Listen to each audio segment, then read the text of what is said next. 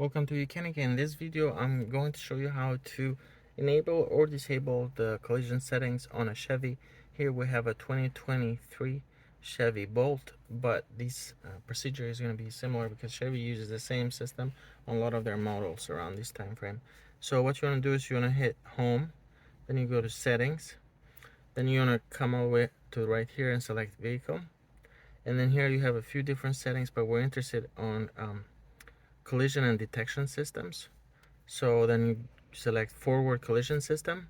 You have a few settings here off. When if you're getting too close to the car in front of you, not applying the brakes on time, you're about to rear end someone, for example, you're not going to get any warning at all. If you do alert, all you're going to get is an alert, like a beep. But then if you do alert and brake, the vehicle is going to brake for you if it notices that you're not applying the brakes on time and you are about to cause an accident. Now, you can depend on this to do your braking and to do your job, but what this is going to do is it's going to alert you and then apply necessary braking to reduce the risk and the injury. It's not, you can't depend on this to, like I said, to brake every time for you. So that's it. That's where you can change this setting for the collision and detection system on Chevy vehicles. Thank you for watching Mechanic, where you can be the mechanic.